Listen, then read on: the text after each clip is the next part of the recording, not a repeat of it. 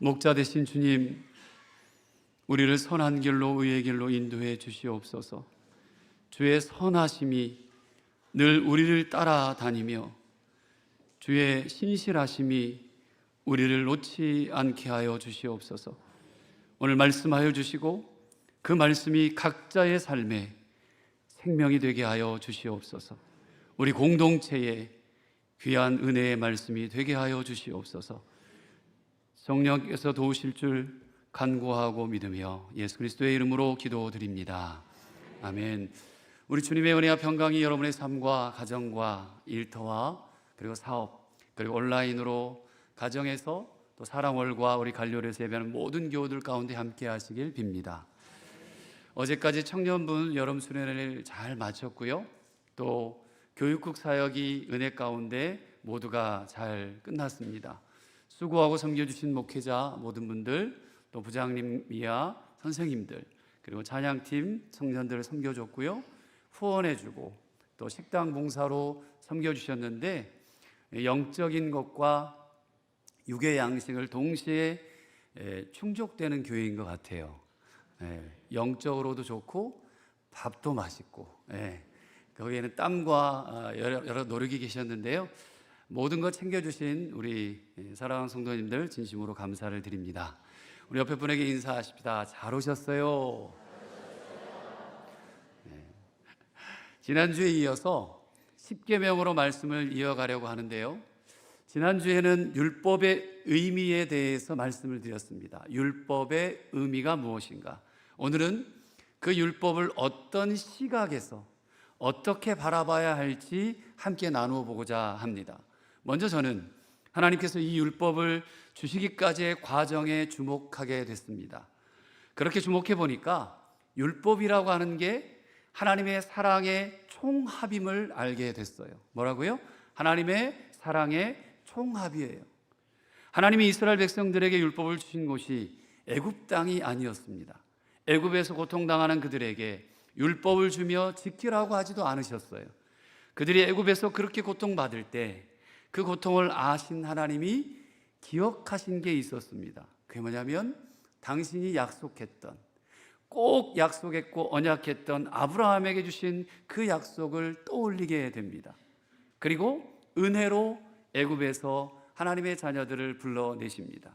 더하여서 이제 광야의 시간 속에서 하나님을 알게 하시는데요. 하지만 매번 구원해 주신 하나님은 내가 너희들 율법을 지켜야 구원받는다고 말했나요? 전혀 하나님은 그런 말씀들을 하지 않으셨어요. 하나님의 거룩한 백성이기 때문에 율법을 지키라고 하신다고 성경은 얘기합니다. 먼저 이스라엘 백성을 구원하고 난 다음에 이제 하나님의 백성이니까 그 백성다운 삶을 살아야 한다는 것이 율법이지, 너희가 구원받으려면 이 계명을 지켜야 한다고 말하지 않으셨다는 거죠. 여러분, 부모가 자식을 낳아놓고 자녀이기에 바로 자라도록 훈계하고 양육하는 거잖아요. 그죠? 근데 너 잘 커, 너 똑바로 안 살기만 해봐, 너는 그러면 내 자식이 아니야 라고 키웁니까? 아니오가 한 명도 없네요. 돌아봐야 될 것 같은데요. 절대 그렇게 키우지 않죠. 그 친구가, 이 아이들이 아직 미성숙하고 홀로 할 수 없는 것이 홀로 할 수 있는 것이 거의 없기 때문에, 원래 우리 인간은 연약하잖아요. 연약하기 때문에 계명을 완전히 지켜서 만약에 구원을 얻을 수 있다? 그러면 우리는 거기에 들어갈 사람이 한 명도 없어요. 내가 무엇을 해서 구원을 받을 수 없다는 것은 이미 성경 전체에 우리에게 말하는 핵심이기도 합니다. 그래서 예수님이 필요한 거고, 그래서 그분이 죽으시는 것입니다. 믿으십니까? 이 죽음은 대속의 죽음, 다른 어느 특정한 사람들만을 위한 것이 아니라 잘난 사람이든 못난 사람이든, 그리고 아픈 사람이든 건강한 사람이든, 그래서 어떤 소유와 또 소유가 없는 사람이든 다 상관이 없습니다. 특정한 사람들만 위한 것이 아니라 온 인류 모든 사람을 위한 죽음이 예수 그리스도의 사랑이었습니다. 그리고 무엇보다도 그 죽으셨던 분이 다시 살아났다는 거예요. 다시 사셨다는 거예요. 다른 어떤 것과 비교할 수 없는 다름이고 그리고 사랑이라는 것입니다. 그래서 갈라디아 3장 24절에 보면요, 사도 바울이 얘기합니다. 함께 읽습니다. 이같이 율법이 우리를 그리스도께로 인도하는 초등교사가 되어 우리로 하여금 믿음으로 말미암아 의롭다함을 얻게 하려 함이라. 아멘. 여기 나오는 초등교사의 단어에 한번 주목해 보세요. 당시 고대 헬라, 여러분이 잘 아는 로마 시대, 그 사람들의 가정에서 어린아이들에게 기초학문과 예절 등을 가르치는 사람이 개인교사, 초등교사라고 불렸습니다. 혹은 몽학선생이라고도 불렀습니다. 그러니까 율법이 초등교사, 그렇게 삶을 인도하고 살아가는, 어떻게 보면 지침으로서의 율법이 교사처럼 작동했다는 거죠. 그런데 우리 인간은 율법을 다 완벽하게 지킬 수 없는 존재들이잖아요. 당연히 지키기가 어려웠고, 그리고 시간이 지날수록 율법에 매이게 되고 내가 처해 놓은 그 틀과 그 한계 안에 갇히게 되는 겁니다. 결국 율법으로는 구원에 이를 수 없음을 깨닫게 되고 예수님의 죽으심을 통한 구원을 믿게 되는 것이 율법의 기능이에요. 율법의 기능. 그래서 바울은 율법을 그리스도에게로 인도하는 초등교사라고 얘기했던 이유가 바로 여기 있어요. 여기에 반드시 빠져서는 안 될 요소가 있습니다. 그게 뭐냐면 그 율법 안에는 하나님의 사랑이 있습니다. 만약 우리가 율법으로 구원받는다면 우리는 애초에 구원받을 생각조차 말아야 돼요. 하나님은 우리가 하나님의 백성다운 삶을 살기를 원하시기 때문에 저와 여러분들에게 율법을 주시는 거지, 애초에 살 가능성이 없는데 율법을 주는 게 아니라는 거예요. 그러니까 구원의 조건은 아니에요, 율법이. 여러분, 한번 질문할게요. 십계명이, 우리 십계명 지금 지난주 1에서 4계명을 했고 오늘 5에서 10계명을 읽었는데요, 십계명 다 지켜야 한다고 생각하십니까? 물어보면 대답 좀 하세요. 십계명을 다 안 지키면 심판받는다고 생각하세요? 아이고야, 어렵죠? 목사님이 이상한 질문만 한다고 할 수 있어요. 당연한 거를. 맞아요. 문자적으로는 맞습니다. 근데요, 그 안에 사랑이라는 단어가 빠져 있습니다. 그 안에 용서라는 단어가 빠져 있습니다. 그 안에 구속이라고 하는 단어가 빠져 있습니다. 이걸 다 모아서 십계명의 의미가 살아나는 건데요, 그렇지 않으면 지금 여러분과 저를 포함해서 한 사람도 구원받지 못한다는 것이 성경의 이야기예요. 내 상황, 내 인생, 내 형편이 잘나서도 아닙니다. 하나님이 하시고자 하시는 그 일 때문에, 그냥 하나님께서 하시고자 하기 때문에 우리는 구원의 대상이 된 것입니다. 따라합시다. 이것이 하나님의 사랑이다. 옆에 분에게 하나님이 당신을 사랑하십니다 인사할게요. 그래서 저와 여러분들이 여기 있는 거예요. 율법을 도덕률이나 윤리의 차원에만 놓았던 사람들이, 우리 익히하는 예수님이 막 뭐라고 하셨잖아요. 유대인들입니다. 하나님의 사랑을 제대로 이해하지 못했던 유대인들은요, 이 율법을 지키는 일에만 열심을 내기 시작한 거예요. 율법을 지키자, 율법을 지키자, 요거 안 지키면 큰일 난다고 열심을 냅니다. 그러면서 율법의 정신을 잃어버렸어요. 구원하고 인도하여 낸 그 사랑하심이 먼저이잖아요. 구원하고 인도해 내신 그 사랑이 먼저고, 십계명은, 율법은 그 다음에 광야에서 주신 거예요. 구원하고 인도해 낸 그 사랑하심이 빠져버렸다는 거죠. 그리고 율법만 남게 됩니다. 그들은 이 율법을 지키면서 하나님의 사랑을 경험하는 것이 아니라 자신들의 의로움을 계속해서 발견하게 되고 자기들의 의로움을 계속해서 내세우게 됐던 거예요. 여러분, 자신의 의를 내려놓는 것이 율법에서 보이신 하나님의 사랑을 깨닫는 것이 우리가 살아가는 유일한 길입니다. 율법은 내가 무엇을 잘해서가 아니라 하나님이 먼저 구원해내신 이후에 그 사랑으로 살게 하시려는 하나님의 뜻이 들어있기 때문에 그렇습니다. 하나님이 우리를 사랑하시기에 우리가 무엇인가 할 수 있는 거지. 자, 하나님이 우리를 사랑하시기에 우리가 무언가를 할 수 있는 거지, 우리가 무엇을 잘해서 하나님이 우리를 사랑하는 것은 아니라는 사실이에요. 근데 이게 바뀌었어요. 많이 바뀝니다. 그래서 율법은 하나님과의 관계를 성경에서 끊임없이 강조하고 강조합니다. 자기 중심의 신앙이 아니에요. 하나님을 잘 알 수 있도록 도와주고 하나님께 나아가는 방법을 자세히 가르쳐 주는데요. 이것이 율법의 제사예요. 레위기, 신명기, 율법들을 계속 가르쳐 줍니다. 그것이 오늘날 말하면 지금 우리가 함께하는 예배입니다. 이렇게 예배로 나아가게 하시고 그 안에서 하나님을 만나는 기쁨의 은혜를 누리게 하시는 것은 내가 잘해서가 아니라 은혜로만 먼저 시작하신, 은혜 하나로 먼저 시작하신 하나님의 사랑 때문입니다. 이것이 율법을 주신 하나님의 마음이고 사랑이라는 거예요. 두 번째로 여러분이 기억하셔야 될 게, 만약 그걸 알았다면, 그 사랑을 알았어요? 그리고 그 사랑을 받았어요? 그러면 우리는 율법 속에 나타난 하나님의 사랑과 은혜는 나만을 위한 것이 아님을 알아야 한다는 거죠. 지금 우리는 하나님의 은혜로 구원받았잖아요. 믿습니까? 그러니 율법이 없어도 된다고 생각할 때가 종종 있어요. 착각합니다. 심지어 예수님조차 율법적인 행위들을 너무 싫어하셨어요. 그래서 그들에게 대놓고 욕하셨습니다. 뭐라고 욕하셨죠? 네. 찰지게 욕하지 않으셨어요.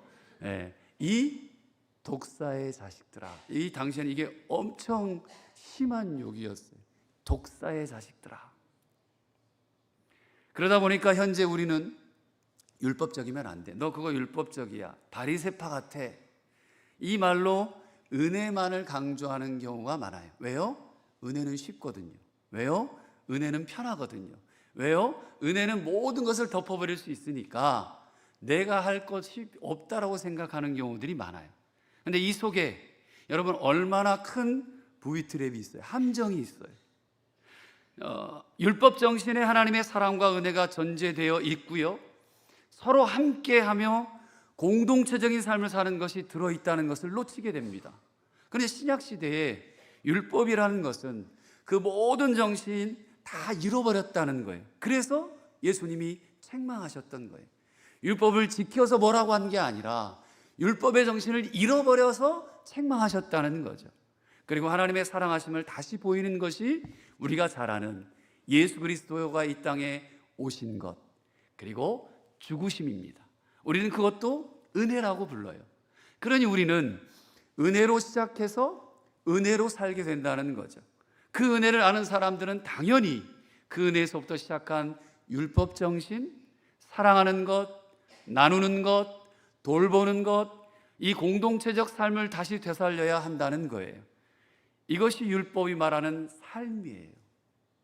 말씀이 삶으로 생명까지 이어지는 그 삶을 우리 주님은 사셨어요. 그런데 요즘 교회를 보면 하나님의 은혜를 많이 강조합니다. 근데 그 은혜가 나 개인에게 한정시켜버리는 경우들이 너무 많더라고요. 다른 건 안 해도 돼. 너만 은혜 받아. 너 이 정도면 충분해. 그죠? 그렇게 나를 위한 율법은 회복을 시켰어요. 근데 하나님이 원하시는 함께하는 공동체에 향한 율법은 버려버렸습니다.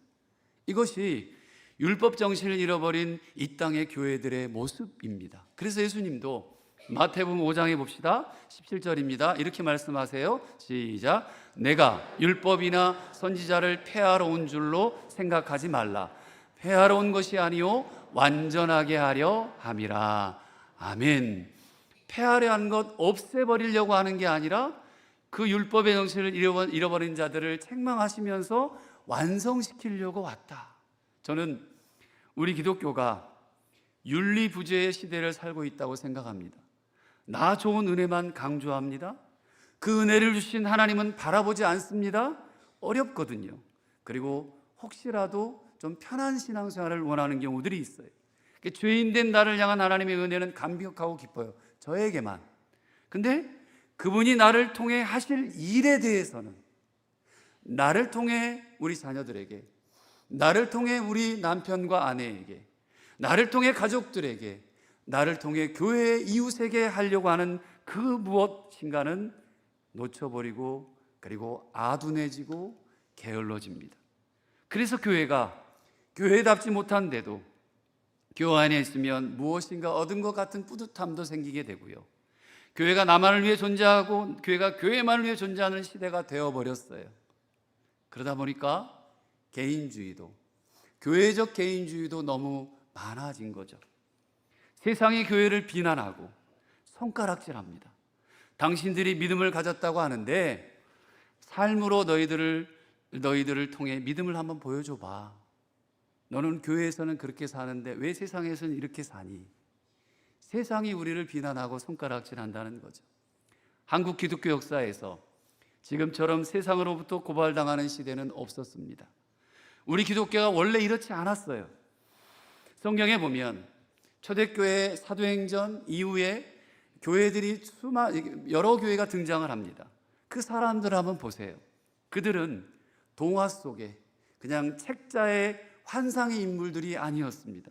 처음 복음을 들었을 때 예수라는 분이 이 땅에 오시고 하나님의 아들이라 하시며 그리고 세상에서 복음을 전하고 가난한 자나 억눌린 자나 세상에서 쫓겨 사는 모든 사람들과 함께하고 죄인들과 함께하고 결국에는 자기 목숨을 십자가에 내어주시며 복음의 완성을 이루십니다.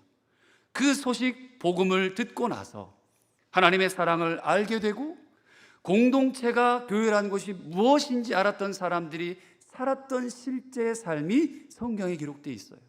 그게 초대교회 사람들이, 그들은 더 신앙이 좋을 수밖에 없는 그런 특별한 상황을 가진 사람들이 아니었어요.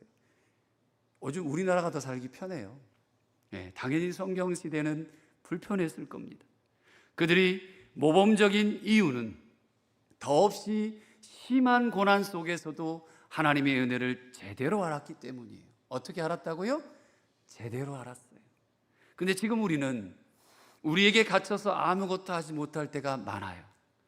예수님의 정신이 사라져 버렸습니다. 삶의 역사가 사라져 버렸습니다. 삶 속에서 신앙이 드러나지 못합니다. 그래서 생각 있는 많은 그리스도인들이 방황하고 청년들이 교회를 떠나고 젊은 부부들이 교회를 떠나는 이유가 바로 여기에 있어요. 말씀대로 살고 싶어도, 그리고 어떻게 살아야 할지조차 알지 못하는 시대, 교회에 와도 잘 모르겠다는 거죠. 은혜로부터 시작하고 그 은혜가 이 땅에 뿌리 내리기 원하시는 하나님의 율법 정신이 없어져 버리고 나만을 위해 은혜만을 부르짖는 것이 지금 이 땅의 교회의 현실이 되어버렸습니다. 종종 교회 다니는 분들 중에 이런 사람들이 있어요. 나는 기도했어요, 목사님. 또 회개했으니까 하나님이 다 용서해 주셨어요. 맞는 말이에요? 맞는 말이에요? 맞는 말이에요. 근데 거기에 저는 한 가지를 더 추가하면 좋겠다라는 생각을 말씀을 묵상하며 드리겠습니다. 여러분이 교회에 와서 회개하시잖아요. 참회의 기도를 하고 용서의 사죄의 선언을 말씀을 통해 하나님께서 허락하셔서 주시고, 그리고 여기까지만 생각하는데 뭐 영화의 한 장면도 나왔던 것 같아요. 좀 된 영화였었는데요. 밀양이라는 영화였던 것 같아요. 근데 하나 마지막 세 번째, 실제 피해를 입은 말이든 행동이든 무엇이든 뭐 재정이든 실제 피해를 입은 당사자의 용서와는 상관없이 이루어진 은혜만을 이야기한다는 것에 큰 문제점이 있다는 거예요. 하나님께 죄는 크든 작든 똑같습니다. 어떠세요? 여러분에게 죄는 크든 작든 다른가요? 아니면 똑같은가요? 하나님에게는 죄는 다 똑같아요. 우리는 생각으로 짓는 죄가 아니라고 종종 착각할 때가 있어요. 이미 말을 뱉어서 너희 놈 죽일 놈 뭐 한다든지, 목사라 욕은 못하겠고 막 뭐 이렇게 몸으로 뭘 한다든지, 뭔가 입으로 뱉고 행동으로 하는 것이 죄 짓는 거라고만 생각하는 경우들이 있어요. 그렇게 봤을 때 우리는 날마다 매 순간 죄를 짓고 있다고 봐야 될 것 같아요. 왜냐하면 하나님 보시기에 죄도 행동으로 짓는 죄도 생각으로 짓는 죄도 똑같다고 얘기하신다는 거죠. 예수님은 마음으로 음욕을 품은 것 자체가 간음이라고 하셨습니다. 우리는 실제로 간음하는 것을 죄라고 여기지만 예수님은 생각으로 간음하는 것도 죄라고 하십니다. 우리는 누군가를 살해한 것을 살인죄라고 합니다. 하지만 예수님은 형제에게 노하는 것도, 화를 내는 것조차도 살인죄라고 말합니다. 그러므로 회개할 게 없다는 사람은 대단히 착각하고 있는 사람이에요.